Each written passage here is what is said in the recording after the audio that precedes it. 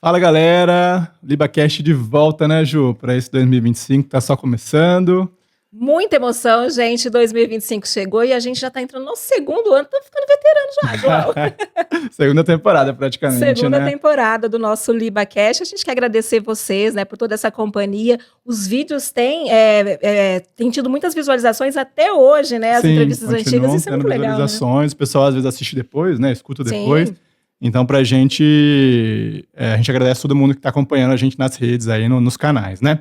Bom, Ju, antes da gente começar, vamos aos recados, né? Se você quer anunciar aqui no LibaCast, vou passar o WhatsApp do departamento comercial, que é o 19997088831, comercial lá do Liberal, né, Ju? Muito importante, gente. Pra gente continuar aqui, a gente vamos apoiar. Esse apoio aí. Se você também quiser baixar o aplicativo do Liberal para receber notícia aqui da região, tempo real, né, tudo está acontecendo, e também os avisos aqui sobre o LibaCast, né, quando for pro ar, a gente vai deixar o QR Code aqui na tela para você apontar a tela do celular, ou se não, procurar lá no site do Liberal, que você encontra fácil o nosso aplicativo, para Android, para sistema do iPhone também, né? E vocês também podem seguir a gente para ficar ligados nos episódios, né, no Instagram, @pod.libacast, pod de podcast, né? E também lá no Spotify e no Facebook e no YouTube, só procurar por LibaCast que encontra a gente. Isso mesmo. Por favor, curta, comente, compartilhe, engajem, né, gente? Dá aquela moral. Ju, vou mandar um recado para um amigo aí que eu conheci não faz muito tempo, né? Mas é o professor e engenheiro Ademir Baldon. Ele comentou em um dos vídeos, se eu não me engano, acho que no episódio do Hugo Farias, corredor, né? Ele comentou parabenizando a gente, falou que gostou muito. O Baldão é um cara muito conhecido na cidade e ele trabalhou na Goodyear por muito tempo. E ele me ajudou numa reportagem sobre os 50 anos da Goodyear aqui em Americana, né? Foi uma fonte ali importante. Então, Baldão, um grande abraço aí para você. Algum recado? Não, gente, o recado é que nós vamos iniciar esse podcast esse ano falando algo que interessa muito a todo mundo, que é o quê? Mercado de trabalho, né, João? Carreira, né? Tá pensando em mudar de emprego, talvez? Essa é a época que a gente começa a colocar aquelas metas, e muitas das metas a gente acaba deixando para lá, enfim. E a gente trouxe um super convidado, que inclusive também é colunista do Liberal, o Marcos Tonin, que ele é executivo de RH, de gente, gestão e de performance, como ele mesmo se define no LinkedIn. Marcos, tudo bem? Muito obrigada pela sua presença. Imagina, eu que agradeço. Estou nervoso aqui, né? Imagina, já falou que é o primeiro do ano, a gente já fica preocupado com a coisa, mas é um prazer estar aqui, viu, Ju e João? Obrigado pelo convite. A gente espera que você entenda de entrevistas, mas não de entrevistas jornalísticas. É verdade, boa. Pois é. Estou eu agora nessa situação, né? Obrigadão, Marcos, pela visita aqui, por aceitar participar do episódio, né? Você tem um currículo enorme, né? Nossa, é verdade. E eu acho que pode acrescentar para muita gente aqui que assiste a gente, né, Ju? Com certeza. Marcos, como a gente sempre começa aqui as nossas entrevistas, a gente até erra no português, mas brincando é que a gente começa do começo aqui. Tá certo. Então a gente quer saber um pouquinho da sua história, onde você nasceu, como é que foi os seus primeiros anos aí, como que você chegou a ter esse currículo. Gente, eu falei só 3 coisinhas, mas o currículo dele é muito grande. Se a gente for ler aqui, é 1 hora do episódio só lendo o currículo dele, né, João? Então é com você, Marcos. Conta pra gente um pouquinho do seu início de vida. Início de vida? Eu sou de Campinas, né? Meus pais, na verdade, não são de Campinas, mas acabaram se instalando na cidade, né? Meu pai veio de Piracicaba, né? A família do meu avô que veio da Itália, e aí toda aquela questão que eles foram trabalhar em usina de cana-de-açúcar. O avô, né, pai do meu pai, ele trabalhava com os trens, né, lá na usina. E aí tem o lado da minha mãe, que veio de Corumbá, né? A família da minha mãe é síria-libanesa, então já construiu uma mistura em casa, né? Você tem italiano e sírio. Corumbá, quer dizer, Mato Grosso, né? Mato Grosso. Corumbá, Mato Grosso. Então a gente brinca que a gente come bem e a gente briga bastante também, né? Porque tem o italiano e tem o sírio. Então é uma briga boa.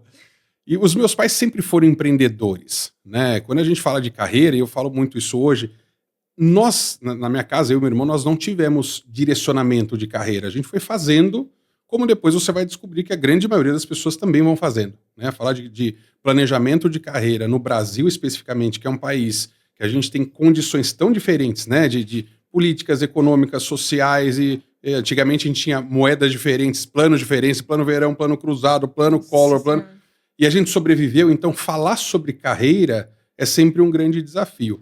E na época meus pais sempre foram da área de transporte, então eles tinham uma transportadora de carga e a gente eventualmente ia trabalhar com meus pais, né? Você passava o dia trabalhando ali, vendo o que eles estavam fazendo. Ainda é criança. Super, imagina, super criança. A gente brincava mais o canil que tinha na empresa com os cachorros do que realmente sabia o que eles estavam fazendo ali, né?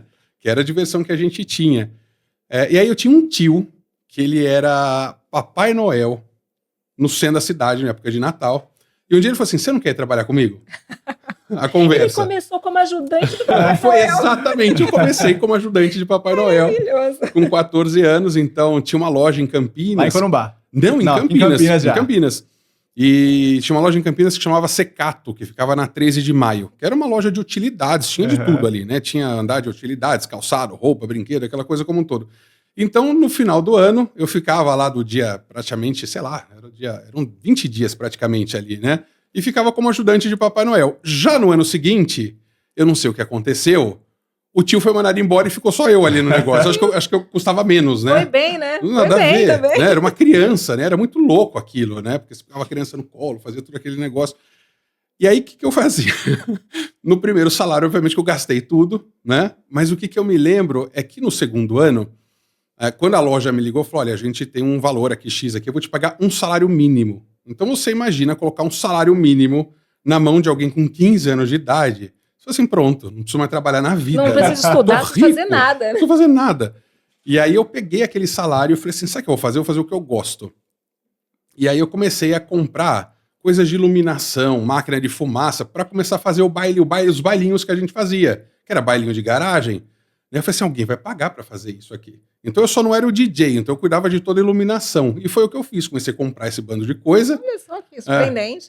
E comecei a oferecer na escola. Vai ter bailinho, você não quer que eu faça a tua iluminação lá? Empreendendo, então, né? Já era. O máximo era ter luz negra, né, no bailinho, né? Porque a gente colocava celofane numa lâmpada. O João não lembra, Marcos. Ele não vai Mas eu tô entendendo. Você lembra dos bailinhos? Eu lembro. Pô, era demais aquilo, não era? Era sensacional. Né, a dança da vassoura. Sim. A gente brinca, eu falo em casa com a minha esposa, eu não como muito peixe, né? Não é muito meu paladar. E sempre tinha uma mãe que mandava pão de forma com patê de atum. Patê de atum, que era o que sobrava, porque ninguém comia. Só que no final do baile ele ficava com aquela crosta, que já tava durinho, passado, né? Tava passado, que era o que sobrava. E que era o que eu comia, porque eu ficava trabalhando ali, fazendo as coisinhas, né? E foi assim que eu comecei a entender que dava para fazer dinheiro. Inicialmente, acho que era para fazer dinheiro, né? E fui por vários anos, até, acho que, sei lá, meus quase 17, acho que até os 17 eu fiz, depois não fiz mais, porque aí a gente vai ficando meio idiota, né? Acho que um pouco disso, né? A gente acha que a gente começa a ter vergonha um pouco do trabalho que você faz. Eu vou falar que eu sou Papai Noel, eu vou falar que eu não sei o que tem. Nesse período, minha mãe migrou, né, da empresa de transporte. Claro que a gente sofreu muito com a questão do plano Collor, mudou muito a realidade dentro de casa, eles perderam várias coisas, porque tinham dinheiro guardado. Eu lembro que meu pai ia comprar algumas carretas no dia seguinte, eu lembro da expressão dele, ele fazia assim em casa, sabe? Tipo, o que aconteceu? É do tipo de acontecimento que quem viveu sabe o que estava fazendo na semana, no mês ali, né? Sabe o que estava acontecendo, né? Que marcou muita gente, né? Muita. Teve gente que se matou, teve gente que cometeu várias coisas porque perdeu tudo, né? Porque o pessoal colocava o dinheiro na poupança. Como que seu pai superou assim? Ele ficou traumatizado uma época? Eu acho que assim, até hoje, se eu falo assim, o Brasil não é um país para qualquer um, né? Principalmente para os empreendedores, é um país muito difícil, né? Porque o teu principal sócio, que deveria ser o governo, ele quer mais que você se lasque. Ele não está preocupado com você. Então, eu vou te dar 2 anos, 3 anos aqui, que eu não vou te cobrar, vou te dar de incentivo para que você possa movimentar a sua empresa, você vai crescer e você vai contribuir. Não tem nada disso. Você abre a empresa no dia seguinte, você já começa, você vai num contador, você fala, olha, agora você tem que começar a pagar imposto. Eu falei, mas eu não faturei ainda. Eu falei, sim, mas você tem coisas obrigatórias aqui, né? Então, eu lembro que foi muito complicado esse período, porque o capital de giro, tudo sumiu, né? Então, você imagina que do dia para a noite o dinheiro sumiu, né? Então, o que eu me lembro, assim, né, nesse período é que, assim, era o meu irmão, eu e meu irmão em casa, meu irmão mais velho, e aí minha mãe falou, olha, um dos dois vai ter que sair da escola, porque a gente não tem mais dinheiro para pagar a escola para os dois. Né? Nossa, e como escolher, né, João? Não, entre então, um filho e outro, né? Escolheram lá e fui eu, né? Mas acho que dá pro segundo, né? Tá tudo bem. Era o caçula, Era né? o caçula. O caçula sempre pega os restos da coisa, né? É o resto da roupa, o resto do brinquedo, eu sou aquela caçula. coisa toda, a gente sabe como que é. E aí foi muito complicado, mas foi muito legal, porque a gente tinha, vamos dizer assim, uma boa condição, né, de vida. O que eu me lembro, assim, meus pais, né, eventualmente sempre trocavam de carro, a gente tinha uma chácara, então assim, não dava para reclamar de nada. O que foi legal? Quando eu saí da escola, eu fui estudar na Fundação Bradesco, que eu nem sabia que existia a Fundação Bradesco, o que era isso daí, né? Então a gente teve a sorte de conseguir uma vaga na Fundação Bradesco, e aí tua vida muda, porque você começa a ter contato com pessoas que não faziam parte do teu círculo de amizade. Então você tinha desde alguém que era seu colega ali, que o pai também tinha um negócio, alguma coisa assim, até o filho da manicure. Você fala assim, como assim o filho da manicure? Vai fazer trabalho de grupo, vai ser na casa da fulana, você ia na casa de alguém que não tinha reboco, você tinha... Então era tudo muito diferente. Isso me ajudou um pouco a entender um pouco da realidade do negócio todo. Como é que toca o barco nesse negócio, né? Então, assim, dava para ser amigo de todo mundo, mesmo que as pessoas eram diferentes, e isso agregava, claro, experiências diferentes. Algumas não muito boas, porque você fala assim, nossa, seu pai também bate na sua mãe? Ah, não sei o que tem também. Então, assim, coisas assim, você tem acesso a coisas muito diferentes, mas ao mesmo tempo você vê que todo mundo é muito igual, né? Tá todo mundo na mesma luta para querer as coisas, para querer prosperar, para querer fazer. Só que são caminhos diferentes. Você vê uns que já nascem lá na frente, né? E outros que estão conquistando. Então, foi super interessante isso. E aí, continuava sem orientação de carreira nenhuma, continuava fazendo meus bailinhos, aquela coisa. Aí o negócio migrou para aí. Na época eu tocava teclado, piano, órgão, essas coisas todas. Fui dar aula de música. Que eu falei assim, eu preciso fazer dinheiro. Aí fui dar aula de música. Então, eu fiquei alguns anos dando aula de música. Até participei de um grupo de teatro na época lá que tocava, só que era um grupo que só tinha gente idosa, assim, era muito louco. Era um grupo de seresta. Olha que legal. E aí eu também não sabia o que era. Eu falei assim, gostei desses velhos aqui, eles são muito loucos. Né? E aí a coisa começou a ficar séria, a gente começou a fazer várias apresentações, aí vai no Sesc, a coisa começou a ficar grande. Aí um dia meus pais falaram assim, olha, acho que é bom parar, porque é tudo muito tarde, esses caras bebem o dia inteiro, esses caras fumam o dia inteiro, pra onde que você tá indo? Né? Que história é essa? Né? E aí quando eu cheguei na época do colegial ali, a coisa em casa também não estava boa ainda, não estava 100%, porque levantar aquele tombo foi muito difícil. Meu pai voltou para o mercado, né, saiu do negócio próprio e foi trabalhar, voltou para a empresa de transporte, né, para a área, mas não era mais o negócio dele, e não voltou depois para isso. Minha mãe tinha um restaurante, que a gente tinha uma chácara em Montemor, e ela abriu um restaurante, que era um restaurante para umas 150 pessoas, era dentro de uma chácara, era super legal. E aí a gente, mais uma vez, foi escalado para trabalhar, né? Então, isso a gente já estava, sei lá, com seus 17 anos, mais ou menos. Então, falou, vocês podem fazer o que vocês quiserem, vocês vão onde vocês quiserem, mas de sexta, sábado e domingo o negócio toca aqui. Então, meu irmão ficava no bar, assim, do restaurante, preparando as bebidas, servindo as coisas, eu ficava no caixa, tinha hora que eu fechava o caixa para poder tocar, para fazer música ao vivo, aí eu voltava pro caixa, depois eu virava o garçom, porque também tinha os garçons, mas, enfim, tinha dia que dava movimento, tinha dia que não dava. E aí um dia minha mãe teve um derrame, em 2001, e aí foi quando parou tudo, porque minha mãe que tocava aquele negócio todo, né? Mas nisso eu já tinha, em 2001, em 98, eu havia entrado na TES, na época, em call center, que era quando chegou a banda B no Brasil. Né? Então a gente tinha só Telesp, e aí então abriu a banda B, quando a gente tinha então as teles. Né? Então a gente começou a ter coisas diferentes. Aqui no interior do estado de São Paulo era a TES, aí a gente tinha Telemig, tinha várias outras. Né? Em São Paulo tinha BCP. Então a gente entrou um pouco nessa uma coisa diferente. E eu só consegui esse emprego lá, primeiro que minha sogra levou meu currículo, né? E aí a gente começa a entender o poder do network, você vai entender e fechando as coisas, sim, né? E ela levou o currículo, e aí quando eu fui fazer a entrevista, o cara começou a falar inglês. E a gente fazia inglês há 8 anos, sabe aquelas coisas, os pais colocavam a gente em inglês, e a gente não sabia nem se usar esse negócio. E aí nesse dia o cara começou a falar inglês, eu falei assim, como é difícil achar gente que fala inglês nesse país, né? Você tá contratado. Eu falei, o que eu vou fazer? Eu falei, não sei, você tá contratado, segunda-feira você aparece e a gente vai ver o teu cargo. Eu falei, você só vai ser contratado porque você fala inglês, porque era um grupo sueco, né, da TES, então tinha pouco brasileiro ali no negócio. Então mesmo para fazer atividades mais simples, o negócio era inglês ali na conversa. E que dá aquele susto, né, que você fala assim, eu falo inglês, mas será que eu falo inglês? É aquela coisa. No fundo você descobre que você não fala tanto. Na sua cabeça você conversa inglês, mas... Sou fluente, João, mas chega na hora você vê que a coisa não é tão assim. Então acho que eu fui caindo nas coisas, sabe aquela coisa de ir fazendo? E aí, aqui que eu faço de faculdade, aí já é outro dilema, né, na vida da gente, né?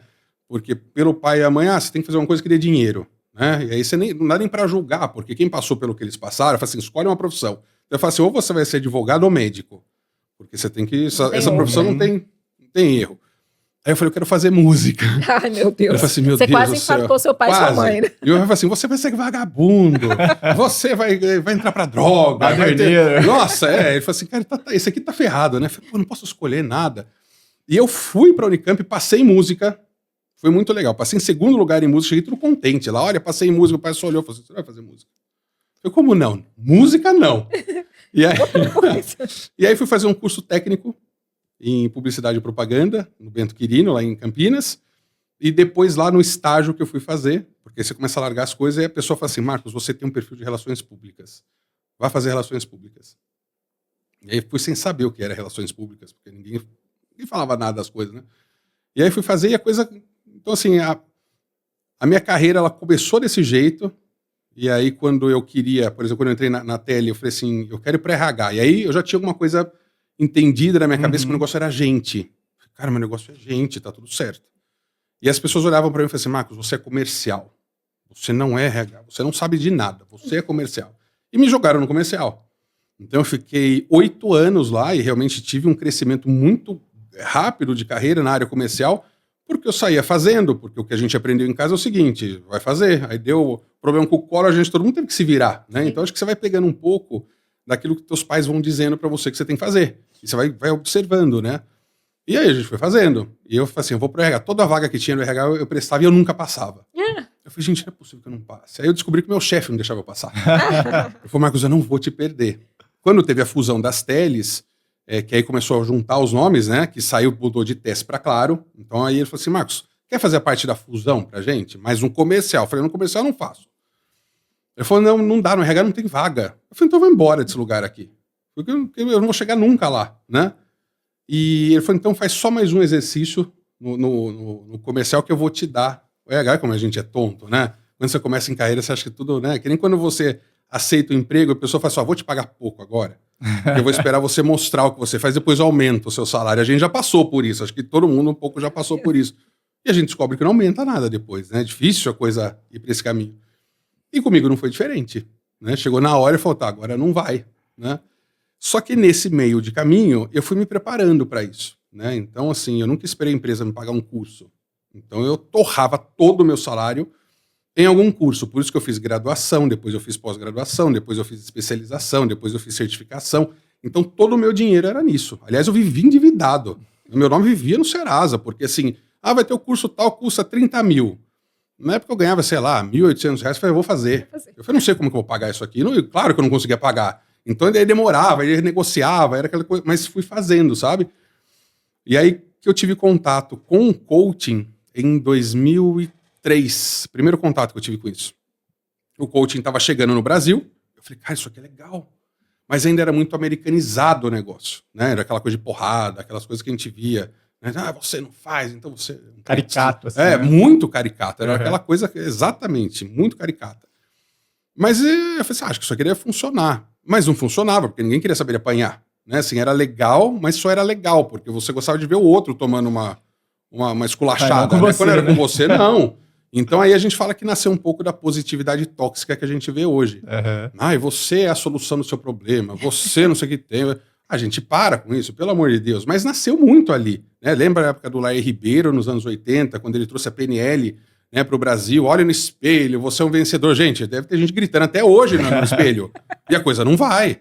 Né? Então você entende, sim, que a gente é responsável, né, pelas ações e pelos resultados, mas que existem outros fatores. Porque eu acho que você culpar uma pessoa, né, e responsabilizar ela por tudo é a maneira mais fácil de tirar teu corpo fora quanto especialista, quanto suporte, e falar, bom, o problema é você, que você não fez tudo necessário que você deveria fazer. E aí a pessoa fica maluca, né? E aí você fala assim, tá, então agora eu tenho que fazer um curso, eu tenho que fazer não sei o quê. Então as pessoas, elas acabam saindo um pouco, acho que de si mesma, e acho que é um pouco do que a gente vê hoje, né? Pra ir pra outras coisas. E aí foi essa minha carreira. Aí um dia eu pedi demissão, falei assim, eu achei um cara em São Paulo que trabalhava com coaching, eu falei pra ele, eu vou trabalhar com você. Ele falou, Marcos, eu não tenho vaga. E é um cara extremamente respeitado na área do coaching, porque na época a gente não tinha isso, ele era um superintendente de um banco, e eu conheci ele num congresso em Curitiba, no último congresso que eu tinha ido de desenvolvimento humano. Eu falei, caraca, eu vou trabalhar com esse cara. Porque eu sempre quis trabalhar com carreira dentro do RH. Ele falou, não tenho vaga. Eu falei, não tem problema, eu vou de graça, eu só quero aprender a fazer isso com você. Eu falei, então esteja na minha empresa dia 2 de janeiro. Isso era, sei lá, dia 30 de outubro. Levei mais um mês à empresa, que eu não conseguia que ninguém me mandasse embora, porque eu precisava que alguém me mandasse embora, porque eu precisava pagar minhas dívidas. Pegar a rescisão, né? eu precisava quitar aquilo. Eu falei, não posso começar sujo, né? E aí eu conversei com um cara que ele era o presidente da Claro naquele período. Ele falou, Marcos, eu não tenho motivo para mandar você embora. Ele falou assim, se você precisar arrumar você me conta. Eu falei, o que eu vou fazer com você? Eu vou dar um soco na cara desse cara. E aí eu levei um mês para convencer esse cara a mandar embora. Ele me mandou embora.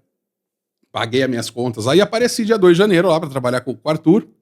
Em São Paulo, tava tudo fechado. Aí liguei para ele e falei, cara, tudo fechado. Ele falou, Marcos, você foi? Eu falei, cara, eu já pedi demissão, tô aqui.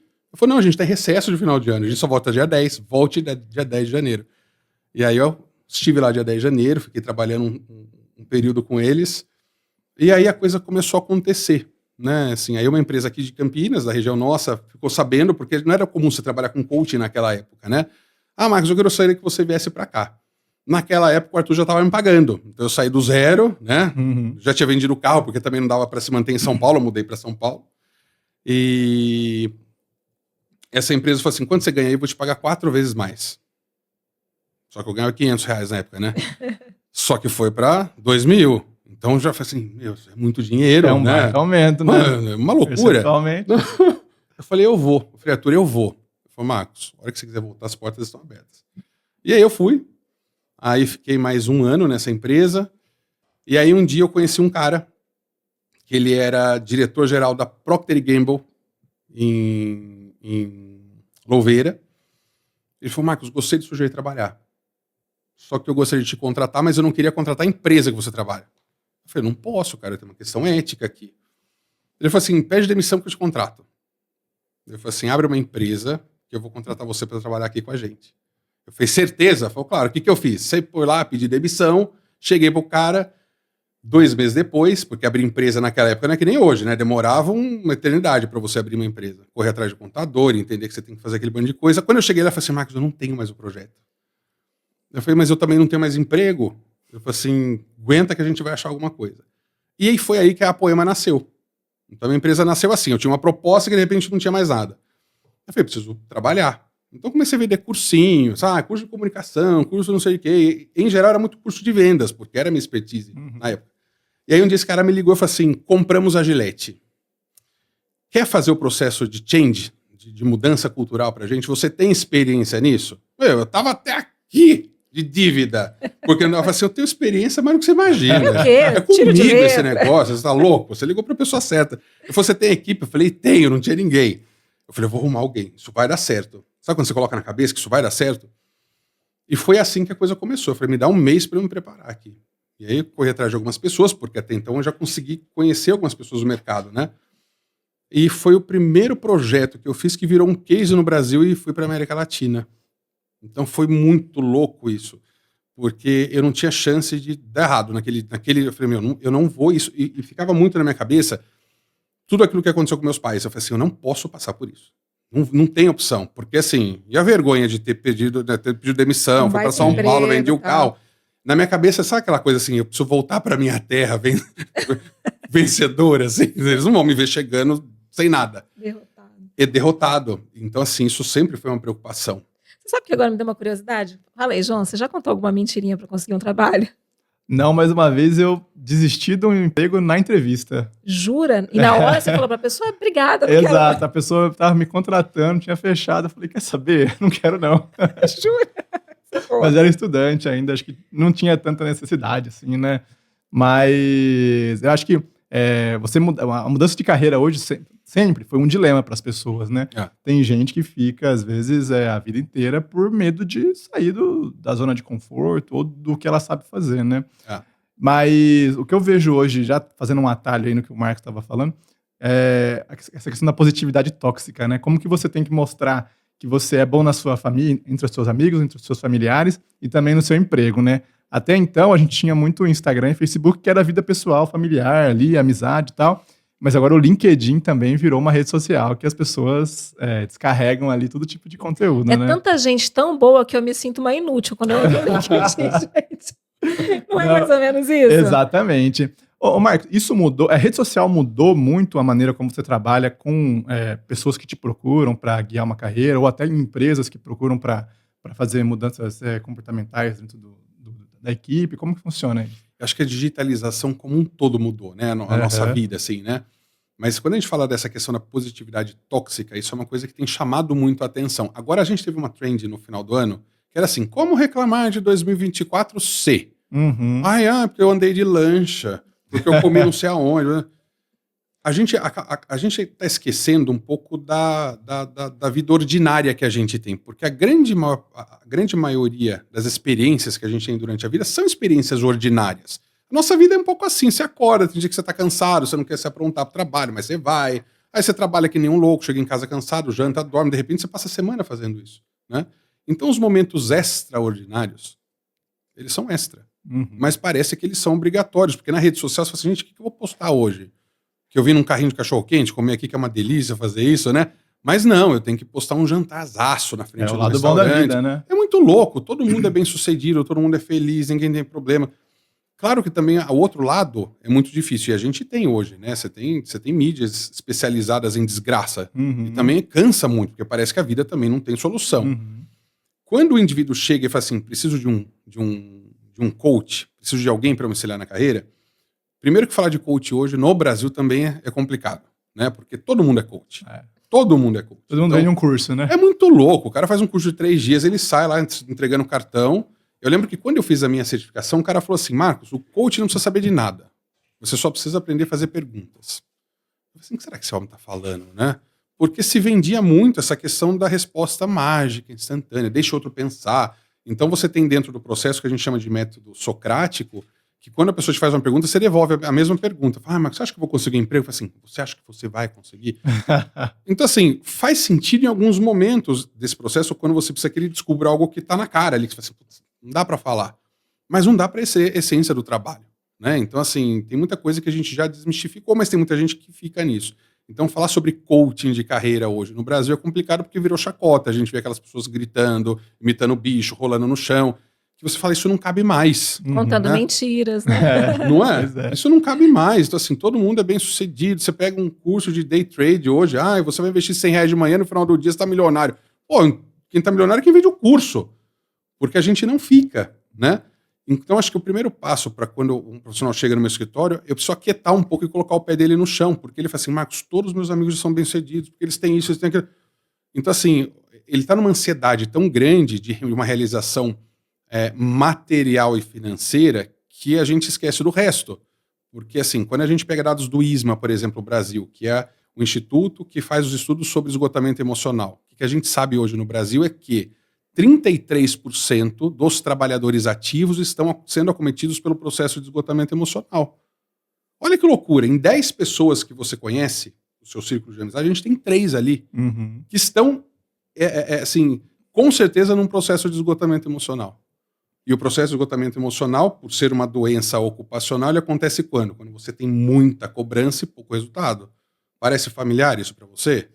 Você vai começar uma dieta, gente. A pessoa não consegue dieta, ela vai lá, aplica o Ozempic, por exemplo, mas ela não conta que ela tá no Ozempic. Ela fala que ela tá na dieta, ela mostra ela comendo alface. Aí você come alface, você perde o humor, você começa a ficar... E aí você fala assim, como é que eu não consigo ter o mesmo resultado? E isso na carreira também é uma verdade, né? Então a gente vê pessoas que, às vezes, né, douram muito a pílula ali e parece que a coisa é muito melhor do que é. Então, quando a gente fala de planejamento de carreira, não é sentar e fazer aquela coisa estática, meus próximos 5 anos. Com o Covid, a gente aprendeu que não tem planejamento de 5 anos. Exatamente. Não existe isso, né? Eu gosto muito de trabalhar com o que a gente chama de micrometas. Você fala assim, vamos planejar a tua semana? Se você está falando que você tem um problema de procrastinação, vamos trabalhar a semana? Ah, Marcos, mas é pouco. Foi pouco, você não cumpre nenhum dia. Uma semana pra gente vai ser desafiador. Vamos fazer algo a longo prazo, né? Vamos fazer uma semana, porque quem faz uma semana consegue fazer 2, porque só repetiu o que você fez. Quem faz 2 faz 4. A hora que você vê, você fez um mês. Aí você repete no outro. Mas as pessoas não acreditam nas coisas pequenas, né, no simples. E o arroz com feijão funciona muito bem, né? Então tem algumas regras de carreira que a gente precisa cumprir durante a nossa vida como um todo.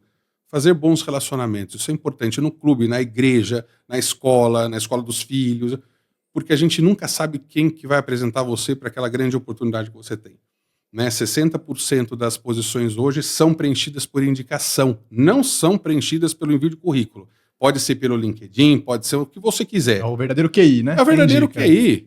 Exatamente. Então, assim, você vai brigar com isso? Não fui eu que inventei isso, não foi você. Assim, isso é uma realidade, isso é um dado. Então, se os dados mostram isso, por que eu não vou fazer? Aí a pessoa fala assim, não, vou puxar saco. Eu não vou puxar saco, eu sou assim, quem quiser me aceite assim, sabe, Gabriela, eu nasci assim. Falou, olha, você quer ter razão, então. Se você quer ter razão, você não vai ter o que você quer. Mas aí é uma escolha que você vai ter na sua vida. Não foi eu que inventei isso. Experimente perguntar para as pessoas se elas não conhecem alguém que está precisando de alguém que faça o que você faz.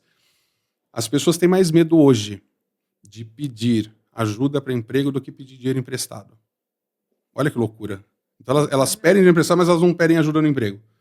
Porque a gente não tem a cultura da carreira, de construir, né? E a carreira são passos que você dá. Às vezes você precisa dar 2 passos para trás para você observar o cenário, observar a carreira, e depois você caminha 2 passos, aí você volta 1, anda mais 3. Então essa coisa muito de que hoje eu estou aqui, amanhã eu estou aqui, depois eu estou aqui. Gente, isso é história de livro, história de best-seller, porque não funciona. Ô Marcos, você falou uma questão do network, né? E o network exige comunicação, né, Ju? Novas gerações, né? Gerações mais recentes aí. Você tem sentido alguma diferença nesse comportamento, né? Hoje as pessoas comunicam muito por rede social, que às vezes elimina ali a sincronia da conversa, né? Sim. O relacionamento pessoal. Isso pode ser um problema para futuros trabalhadores que estão começando uma carreira agora? Isso já é um problema. Já é, né? É um problema seríssimo.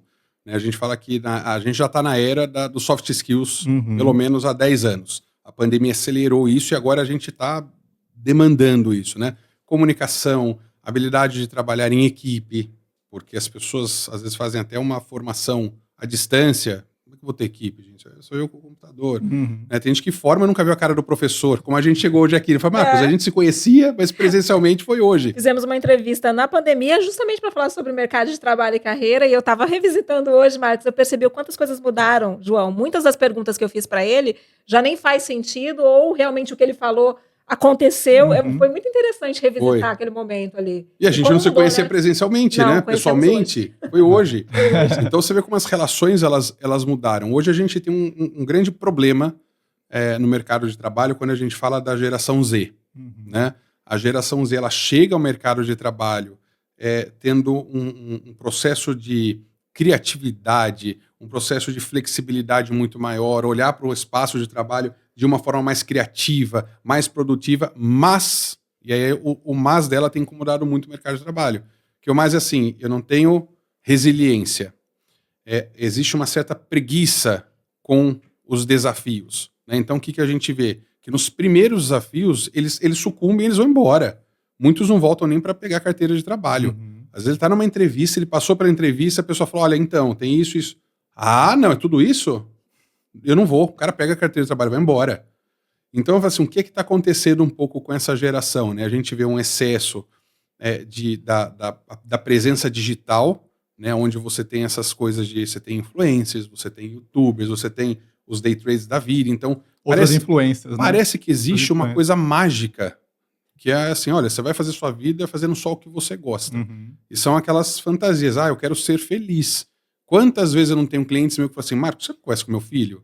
Porque ele já fez 3 faculdades, não terminou nenhuma, largou todas, ele fala que ele quer ser feliz e ele não achou ainda o que ele quer fazer. E aí quando você vai conversar com aquele jovem, não é que ele não achou, é que aquilo que ele quer não existe. Ele quer uma vida feliz, ele quer uma vida plena, sem desafios, sem ninguém que fala, olha, você está errado, olha, você não pode trabalhar desse jeito, você precisa colocar um uniforme, ou você precisa pentear o cabelo. Então a gente tem hoje as gerações que falam, meu corpo, minhas regras, então eu faço o que eu quiser. Para o mercado de trabalho, gente, isso não funciona. Nós temos hoje, nesse exato momento, início de ano, a gente tem Estados Unidos e a grande Europa questionando já os modelos que a gente tem de diversidade e inclusão. Porque eles já sacaram que não deu certo. Não é que a inclusão não deu certo, é que o jeito que foi feito é assim, então tá bom, então eu tenho as tribos, todo mundo faz o que quer e a gente vai deixar o ambiente de trabalho mais positivo possível, né? Positividade tóxica, tem que ser bom. Então o cara colocou uma mesa de ping-pong, ele colocou um escorregador, colocou um negócio, um PlayStation, fez um circo ali. Você fala assim, por que isso não resolveu? Porque o problema não está ali também. O problema é assim, sim, aquele chefe, por exemplo, que faz assédio moral com todo mundo, que era um cara totalmente despreparado e está naquela função porque ele é amiguinho do outro que subiu, então aquele lá levou o chefe junto. Então a gente tem outras coisas que a gente precisa resolver, que é questão de ética, que é questão de você ter realmente um compliance sério dentro de uma empresa, que não permita favoritismo, que não permita com que o cara de compras vá lá e pede bola para o fornecedor o tempo todo.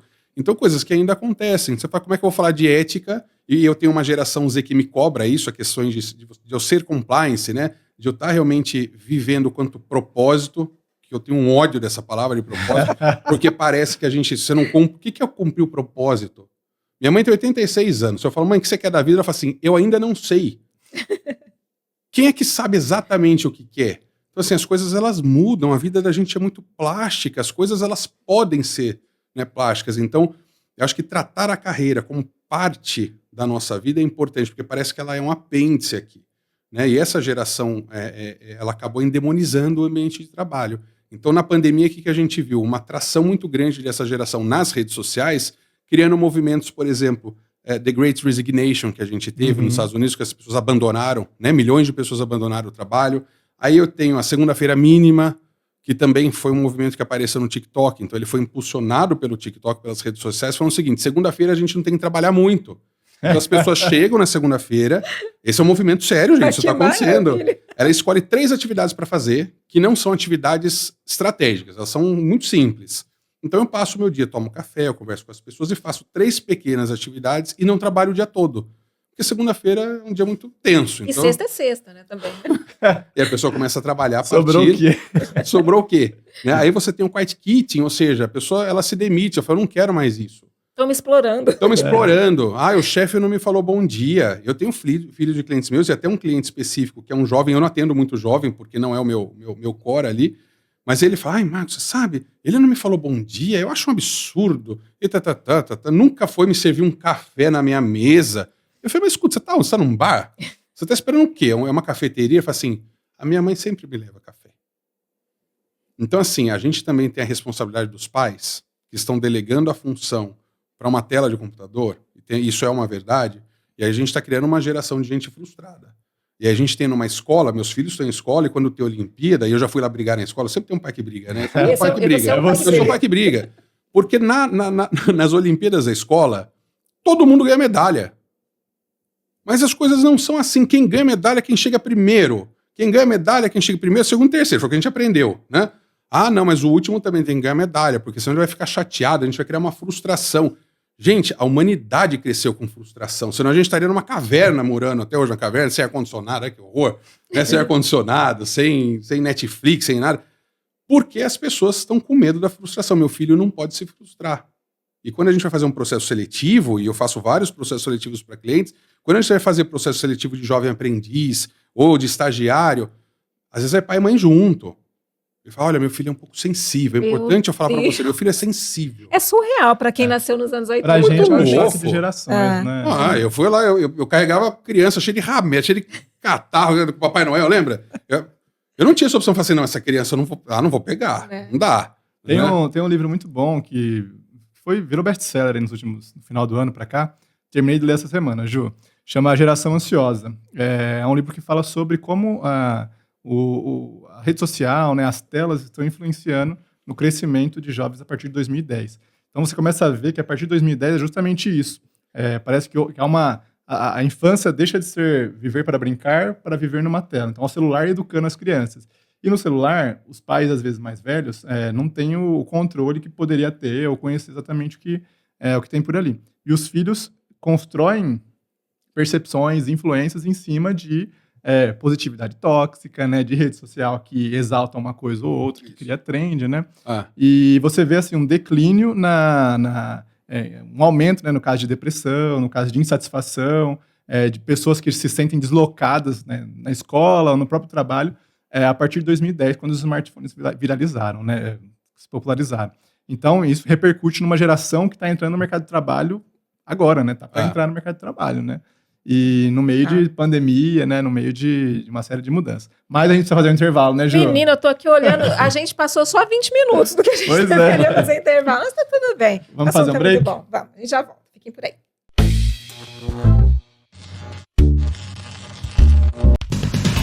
Quer ficar por dentro das notícias de Americana e região, do Brasil e do mundo? Assine O Liberal. Entre em contato pelo WhatsApp 19992774145.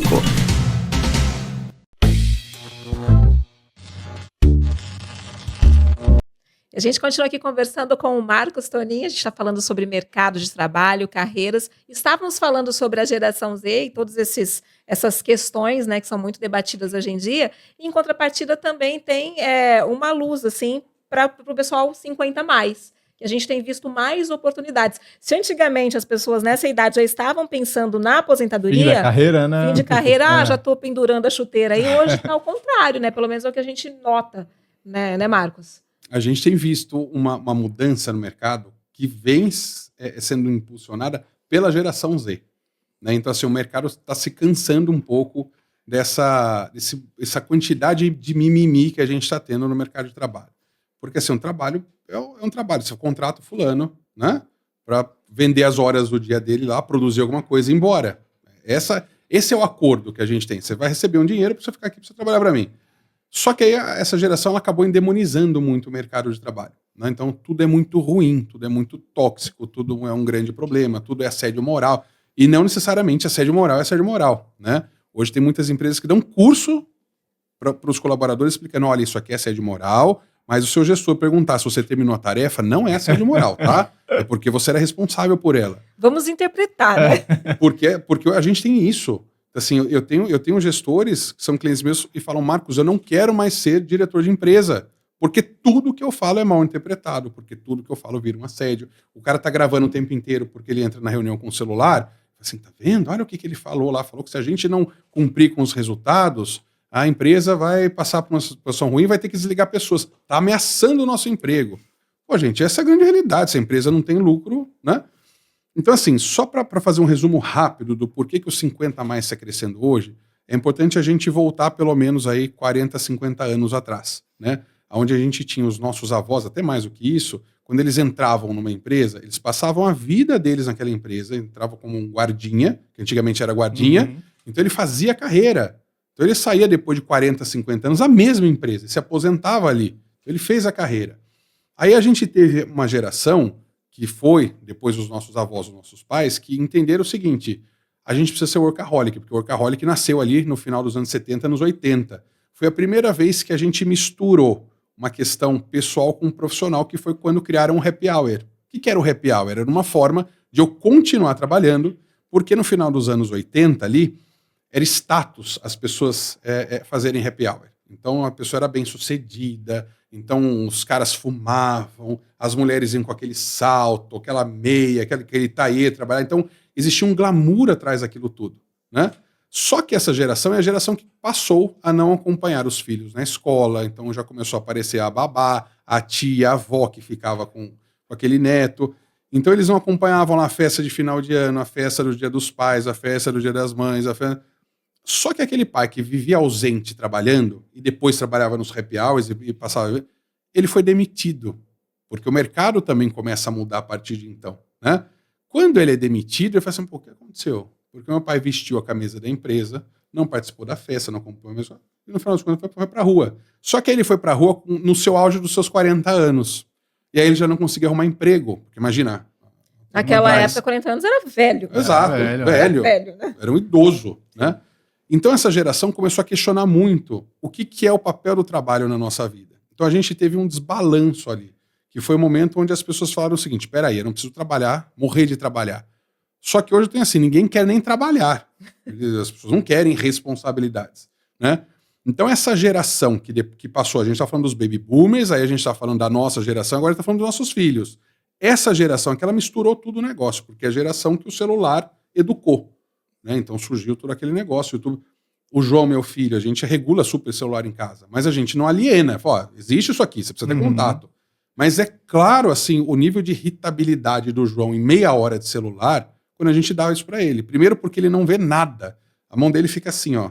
Ele vai pro YouTube, o João tem 7. Ele não assiste nada inteiro. E aí quando ele desliga, fala assim, João, a gente já vai jantar, por exemplo. Você tá jantando e fala assim, vai demorar? Então você percebe a influência. Foco, né? É muito louco. Né? Hollywood está passando por um grande problema hoje. Nos filmes, por exemplo, eles não conseguem fazer filme de 2 horas porque as pessoas não aguentam ficar 2 horas no cinema. A pessoa te manda um áudio pelo WhatsApp de 2 minutos, alguém escreve assim, nossa, vou esperar virar filme, né? Isso é um podcast. Não, agora você transcreve. Ficou mais fácil. Aí a pessoa coloca em velocidade 2, daqui a pouco tem velocidade 10. Aí, confesso que às vezes eu ouço em velocidade 2. Mas olha que louco, uma conversa de 2 minutos. Sim. Então, o que acontece hoje? As empresas falaram o seguinte, eu preciso de alguém que entenda do que é o trabalho. Né? Então, onde são essas pessoas?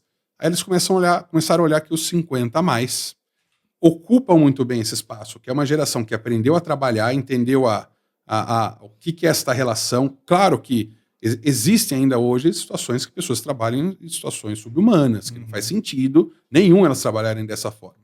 E por isso que o Ministério Público do Trabalho está sempre vigiando e tem que vigiar mesmo. Mas não é tudo que é ruim. Então, na pandemia, o que a gente viu? Uma safra nova de diretores, que foram aqueles meninos, aquelas meninas que saíram de uma faculdade, de uma MBA, e virou diretor, porque eles fizeram, por exemplo, um programa de trainee. Em 2 anos viraram diretor. E aí aparece uma pandemia na frente deles, que eles já vieram de um momento, de uma relação, onde nós tivemos governos, por exemplo, os 2 primeiros governos Lula que nós tivemos, o Brasil praticamente mudou, porque Fernando Henrique colocou o dólar 1 para 1, né? Todo mundo ia para Disney, todo mundo ia para Miami, empregada, né? Falei assim, nossa, minha empregada foi para Miami. Isso foi o que aconteceu? Porque tudo ficou muito, muito possível de ser realizado. Então, essa geração que passou pelo primeiro governo Lula, segundo governo Lula, aí o primeiro governo Dilma, então a gente está falando de 4, 8, 12 anos. Então, eles saíram da faculdade sem aqueles problemas de plano cruzado, plano verão, plano não sei o que tem. Você chegava para comprar um presente de manhã, falou, compra agora porque à tarde já vai estar mais caro. Aquela inflação galopante que a gente tinha no país. Tipo, parecido com o que a gente vive hoje. Ai, não fala, pelo amor de Deus. A gente está torcendo para que isso não aconteça, né? Mas é triste isso, né? Essa geração não acompanhou isso. E quando eles entram no mercado de trabalho, com essas vagas de trainee, etc., imagina você ter um jovem que não passou por adversidades, assumindo uma posição de gestão. Aí chegou a pandemia, deu uma cajadada na cabeça de todos eles, porque eles achavam que todo mundo ia morrer, que não tinha solução. Eu falei assim, calma, você precisa aprender a trabalhar em adversidades. Não tem mais o planejamento estratégico de 5 anos, de 10 anos, e que tudo são flores e tudo vai dar certo. Mas essa geração não tinha o quê? Know-how, não tinha conhecimento, não tinha repertório, que a gente fala. Então a geração 50 a mais tem repertório. E sabe, fala assim, olha, momentos de adversidades acontecem. E a gente vai sair disso aqui. E aí eu preciso usar o quê? Criatividade, trabalho em equipe, comunicação, relacionamento. Liga lá para o teu fornecedor, renegocia isso. Essa geração, eu vou ligar para o fornecedor? Quem sou? Eu mando um e-mail para ele. Porque eu estou acostumado com e-mail, com WhatsApp. Sim. Então, como as relações estavam muito distantes, você não conseguia solucionar problemas. Você precisava trazer isso para muito perto. Então, o mercado falou o seguinte, preciso de gente que saiba trabalhar. Né? Não estou endemonizando também a geração Z, porque a gente sabe que eles são muito criativos, né? E eles têm um conjunto de competências muito interessante de trabalho. O que acontece é que a gente não consegue fazer a grande junção que os RHs rezam todas as noites de joelho no milho e fala, eu preciso fazer com que essas gerações trabalhem juntas, porque eu tenho conhecimento e ao mesmo tempo eu tenho É o cenário ideal, né? É um cenário maravilhoso, mas eu não consigo chegar, porque a geração antiga olha para os novos e acha que eles são os tontos. Você convive com isso, né, João? No jornal, ocupa um cargo de chefia, convive com várias gerações, são né? gerações diferentes, né? A própria Letícia aqui nessa estagiária é uma geração totalmente diferente do Reginaldo Gonçalves, que tem 30 anos, tem minha idade e ele tem trabalho no jornal, né? Ele tem mais, obviamente. Tô brincando, Reginaldo, um beijo pra você. Mas realmente há muitas diferenças, e diferenças que envolvem desde habilidades, soft skills, né? Habilidade de comunicação, de relacionamento, até habilidades técnicas também. Né? A geração que tem 30 anos hoje passou por cursinho de informática. Quem é mais novo, tem 20 anos hoje, não passou, aprendeu na prática. Eu acho mesmo, incrível né? a habilidade que eles têm de editar vídeo no Pois celular, por exemplo. É impressionante, Eu né? sou da geração que editava ali no computador. Eles editam ali em 2 minutos. Rapidinho, vídeo, né? Tá? Ô, Marcos, mas eu tenho uma dúvida. Você se fala muito, né, na geração Z, aí nos 50 a mais agora, e tem uma geração que é muito populosa, né? Inclusive é uma grande fatia da nossa audiência aqui, que são os millennials, né? O pessoal Sim. que tem 30 anos. Essa geração, que é uma geração que já sai da faculdade, já tem uma certa experiência, às vezes, na carreira. Quem começou a trabalhar com 20 e poucos anos, né? Tá na faixa dos 30, tem 10 anos de carreira. Como que ela é vista pelo mercado de trabalho? Existe alguma uma visão sobre ela que tem destaque alguma característica ou não? A gente tem, sim, lembra quando eu falava dos neném? Aham. Infelizmente, essa geração ficou com esse pessoal, que eu nem trabalho nem estuda. Né? Que quando apareceu geração neném, foi, que será que é isso, né, gente? Não dá para entender. Então, você vê como que as gerações, pós-baby boomers, e assim, a gente fala muito do papel da digitalização nisso. Uhum. A gente fala agora da indústria 4.0, agora 5.0, da inteligência artificial, como esse marco de 94, quando chega, por exemplo, a internet, como tudo mudou. Então, assim, a gente teve, claro que a gente tem um julgamento, porque, assim, é bacana você contratar um 60 a mais, por exemplo, porque você sabe que esse cara está acostumado a trabalhar que nem um louco, porque a vida dele foi trabalhar. Uhum. Né? Ele trabalhou e quer trabalhar. E quando você fala para alguém, peraí, eu quero boas condições de trabalho também, que faz total sentido, eu não preciso ter 30% de pessoas com esgotamento emocional, com burnout, com com depressão, com angústia, indo para o trabalho. Então, assim, a gente tem sim que cuidar desse ambiente para que ele seja o mais saudável possível. Então, essas gerações mais novas, até a geração milênio, a geração Z, nos chama a atenção para isso. Olha, peraí, o ambiente de trabalho precisa ser saudável. Não dá para ser essa pancadaria o tempo inteiro. A geração dos 60 a mais, 50 a mais, já aceita isso. Tolera mais. Tolera mais. Então, assim, é uma transição que vai ocorrer. A gente tem visto que as empresas estão investindo nisso. É claro que não todas, mas a grande maioria sim. Só que às vezes a gente atropela o negócio. Então, as gerações mais novas, elas querem as coisas mais rápido. É que nem o João. Eu quero jantar e já descer pro parquinho, porque... Então, o João, tem hora que eu acho que ele vai até se afogar. De tão rápido que ele come, assim, você fala assim, João, para, cara. Dá um tempo, respira. Né? Então, assim, hoje a gente almoçou junto, o João tinha uma mancha aqui, assim, de estrogonofe no rosto. O João desceu desse jeito. Eu falei pra minha esposa assim, ele nem limpou o rosto. Eu falei, ai, deixa, porque... Então, essa eletricidade, ela é interessante, só que a realidade não acompanha. Né? Então, assim, a gente ainda tem 24 horas no dia. Então, não dá para você fazer grandes coisas. É que nós passamos por startup, né? Nós tivemos o período de startup. Todo mundo que era pobre ficou rico com uma startup, que é essa história, né? Então, assim, era tudo muito rápido. Aí apareceram uns anjos, saiu 50 a mais, viraram uns anjos, porque já estava com grana e queria ver a coisa acontecer. Então, essa relação, ela já acontece. O grande problema hoje das gerações é o entendimento do que é o mercado de trabalho como uma fonte de realização, mas que é só um pedaço de uma pizza, é um pedaço da minha vida. As gerações mais velhas, elas entendiam que aquilo era a vida delas. E quando essa pizza começou a ganhar um pedacinho que ela tinha, começou a dar um tilt na cabeça de todo mundo. A gente vai se acertar? Vai. A gente fala muito da geração Z, porque a gente fala que é uma geração que tem trazido muita preocupação para a gente. Né? No sentido assim, não tem nada, na sua grande maioria, como eles desistem muito fácil das coisas, dos desafios e da rotina que o trabalho traz, a preocupação é assim, a gente ter médicos medíocres, engenheiros medíocres, jornalistas medíocres, porque quem executa meu trabalho, por exemplo, em TCC, muitas das vezes é um chat GPT. Uhum. Então é aquela coisa, a gente fala que a gente nunca evoluiu tanto tecnologicamente e tão pouco intelectualmente como essa geração. Então existem responsáveis por isso, claro que existem. A educação também é responsável por isso. Um professor que aceita um trabalho medíocre é responsável por isso. E muitos deles ainda aceitam hoje. Você vai fazer uma tese de defesa, a pessoa não sabe o que ela escreveu, porque não foi ela quem escreveu, foi um chat. Então, assim, o que a gente pode esperar desses profissionais? A coisa pode piorar? Pode. A gente está prevendo um apagão de talentos, que vai acontecer nos próximos 10 anos, né, por conta de toda essa movimentação que a gente tem visto hoje no processo de educação. Quando eu dou medalha para todo mundo, assim, eu não tenho que trabalhar a realidade da frustração do negócio, né? O que nos abre possibilidades é a gente começar a já arrumar as outras gerações que vão vir a partir disso. Então tudo é muito cíclico. A gente sabe que isso vai resolver, só que a gente vai passar por um apagão. Então, para quem tem filho hoje, nos seus 12 anos, 15 anos, qual que é o recado? Trabalhe a frustração nos seus filhos. Façam que eles entendam a relação de cumprir uma tarefa e ser recompensado por isso, e não cumprir e não ser recompensado. Porque se eles forem minimamente medíocres, eles já vão ser o máximo daqui 10 anos, daqui 20 anos. Olha que loucura. Porque o mercado vai estar tão carente de pessoas competentes, assim, vamos ter uma ideia, vamos fazer isso aqui. Outro dia eu estava falando com um cara, até escrevi um artigo sobre isso. Lembra do jingle do Guaraná? Da pipoca e Guaraná? Nossa, acho que até postei no Liberal lá. Maravilhoso. E eu falei assim, e eu estava escrevendo, a gente estava revendo que a gente nunca mais na vida vai ter um jingle tão espetacular como aquele. Porque hoje quem faz a criação é uma inteligência artificial, que ela faz o quê? Ela pega aquilo que nós já fizemos, revisita e traz de volta com uma outra cara, mas ela não cria uma coisa diferente, ela aproveita o que já foi feito. Então você fala, qual que é a diferença? A diferença é que aquele jingle foi feito por pessoas que consumiam o Guaraná Antártica, que comiam pipoca no cinema, que tinham um conceito, você não quer falar de propósito, amigo? Então, okay, você estava lá, você vivia aquilo. Tinha uma emoção em relação Tinha uma àquilo, emoção que é o que a publicidade desperta, né? Verídica, genuína daquilo.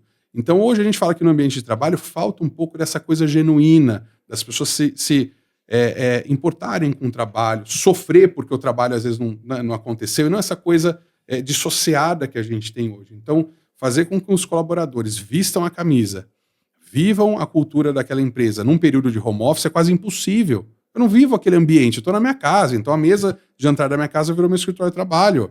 A minha área minha cama virou minha mesa, minha área de serviço virou não sei o quê. Então, hoje as áreas de recursos humanos sofrem muito com isso, porque a gente não consegue fazer essa liga acontecer.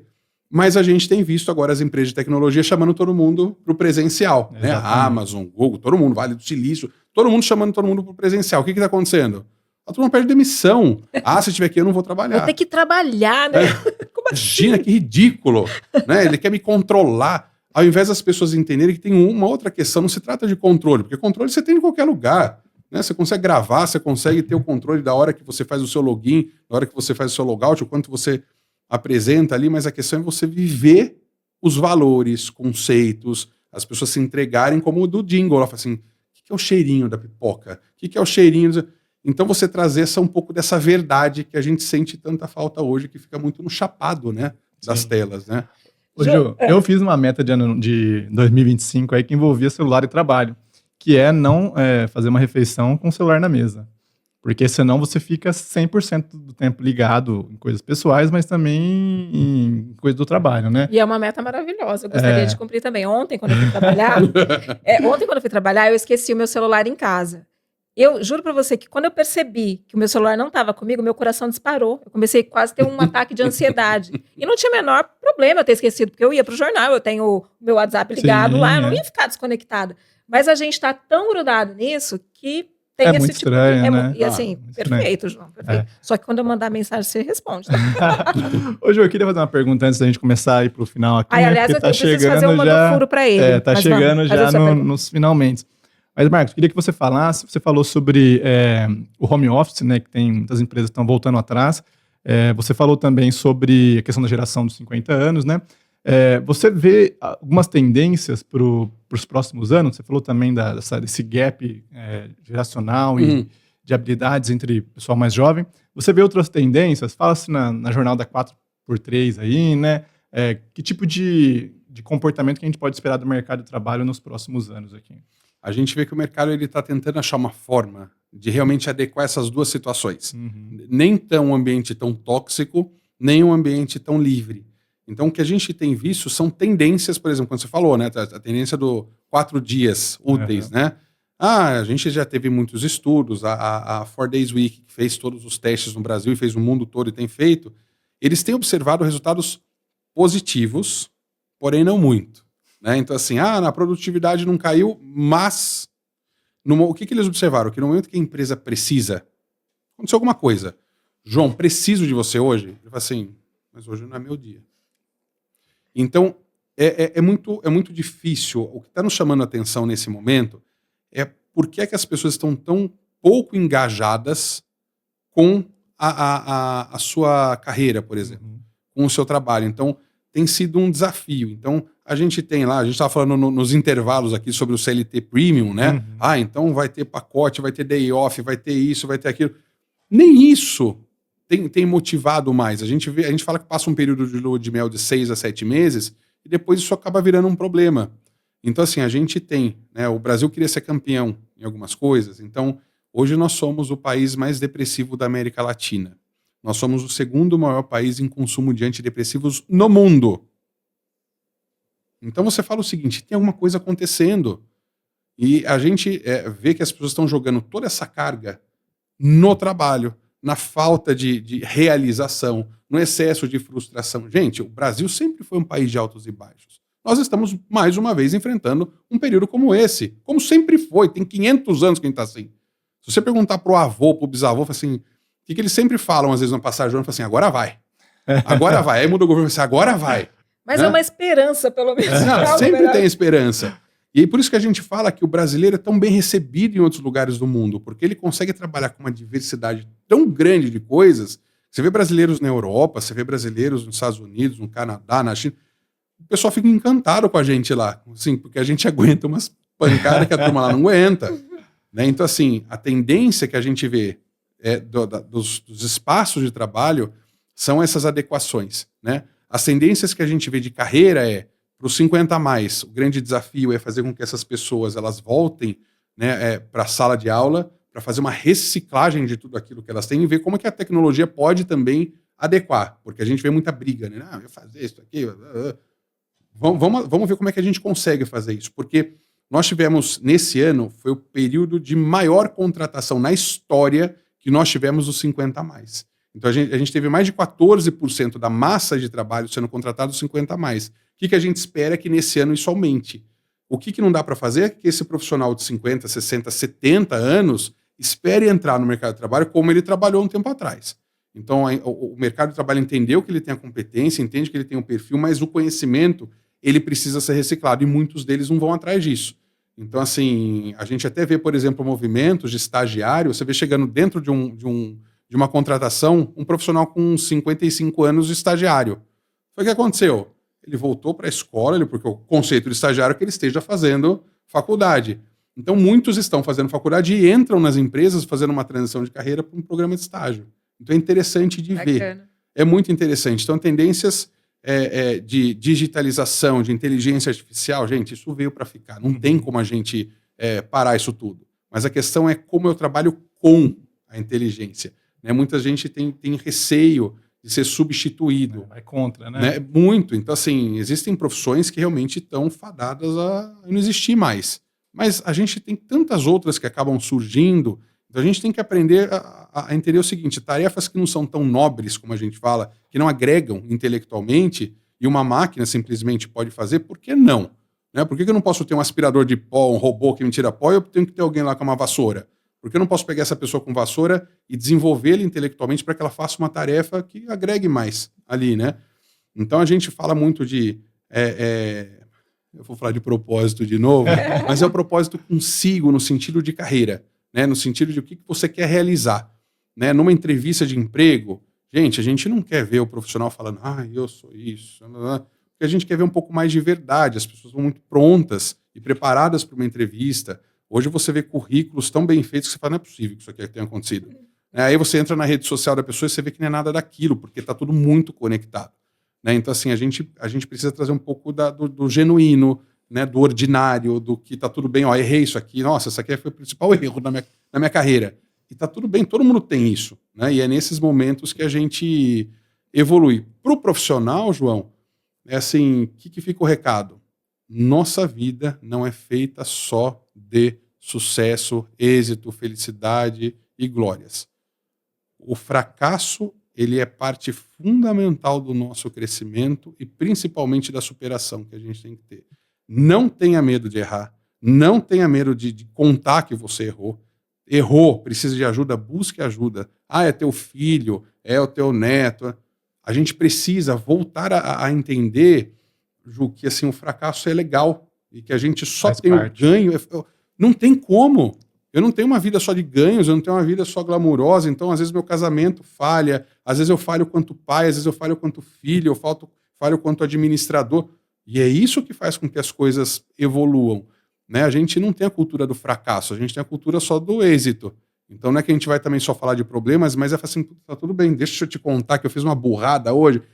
E através disso a gente fazer com que as pessoas tenham contato de novo com essa dor, mas é uma dor que move, não é a dor que paralisa. É onde a gente aprende também, né? João, a gente está caminhando para o fim. Nossa, eu falo muito. Maravilhoso, falando super bem. Os acréscimos aqui. Mas eu queria fazer o furo com ele de uma maneira diferente. Legal. É assim, a gente tem um quadro aqui no nosso videocast que a gente propõe para o nosso convidado contar algo que nunca tenha contado em público, como se fosse dar uma manchete. A gente brinca que é também para dar um bom corte. Mas no seu caso, eu queria te propor que você pensasse mesmo numa manchete que seria interessante todo mundo saber em relação ao mercado de trabalho em 2025. Então, se você fosse o João, editor do Liberal, e tivesse que dar uma manchete que é importante que as pessoas saibam, que as pessoas se atentem, qual seria a manchete que você daria em relação ao mercado de trabalho?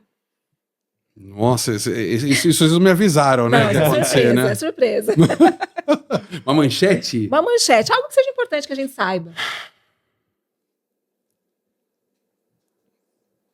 Eu colocaria assim: nem tudo está perdido. Você pode transformar a sua carreira em 25 se você investir um pouco mais do seu tempo em autodesenvolvimento, conhecer o que o mercado está participando e fazer parte disso, olhar para o seu network de novo e falar assim, quem são as pessoas que eu deveria ter contato? Ah, fulano não liga você, faça você network, esteja ativo e vai construir. Não existe só o bom, mas nossa, a gente está muito longe do ruim. Hoje, qualquer empresa, para essa câmera que eu olho aqui, qualquer empresa hoje está sedenta, está enlouquecida atrás de alguém que queira fazer parte do negócio e construir junto. Então, gente, não tenha medo de fazer. Nem tudo está perdido. Ah, eu perdi o emprego. Ah, eu sou muito velho. Ah, eu sou muito novo. Gente, isso é balela. Isso é desculpa para quem não quer fazer, não quer trabalhar. Não tem vaga hoje que não seja preenchida por alguém bem intencionado e queira fazer. É primeiro quem, para depois o quê? Você quer fazer? Qualquer um aprende tecnicamente uma coisa. Qualquer um aprende. A gente pode virar médico, engenheiro agora, se a gente fizer um curso. O que não dá assim, você vai ser uma boa médica? Você vai ser um bom engenheiro? Então a gente precisa falar do talento. O que você tem talento? Vai fazer. Mostra para os outros o que você vai fazer. Sabe? Aquela coisa não é da positividade tóxica, mas é assim, vai fazer, porque o mercado nunca teve tão aberto para novas possibilidades como agora. Por que não vai estar para você? Assim, cumprir o quê? Tenha sempre um bom currículo, constrói bonitinho um currículo. Tem dúvida? Me segue lá que eu vou te ensinar a fazer um currículo. A gente, isso é o simples. Tem um bom currículo. Não é curso não, né? Não é curso, não estou vendendo nada. Né? Mas assim, tem que ter um bom currículo, tem que saber falar das suas experiências, faça bons relacionamentos, vai aprender uma língua diferente, gente. O mercado está tão aberto, seja espanhol, seja inglês, ou a língua que você quiser, tem tanta possibilidade e vai fazer. Fechou, Jô. É isso. Marcos, muito obrigado pela participação aqui com a gente. Prazer revê-lo. Prazer é meu. E o pessoal também que quer continuar acompanhando o que o Marcos fala aí, pode acompanhar no Liberal, né? Cada 2 semanas, quinzenalmente, está lá a coluna do Marcos nas páginas do jornal aos domingos. Ju, fechamos? Fechamos, João. Obrigada, Marcos, por ter vindo aqui conversar com a gente, dessas dicas que eu tenho certeza que vai fazer a diferença na vida de muita gente. Imagina, é um prazer estar aqui. Falar de carreira é minha paixão. Então, eu estou à disposição. Espero que a gente tenha um bom ano, né? 25 seja um bom ano, que a gente tenha boas histórias. Depois, né, se as pessoas puderem contar as boas histórias, né, no final do ano, no que tiveram na carreira, é sempre bom, né? É isso. Maravilha. Obrigado pelo espaço. Obrigadão, gente. A gente se vê no próximo episódio. Tchau, gente. Beijo. Valeu.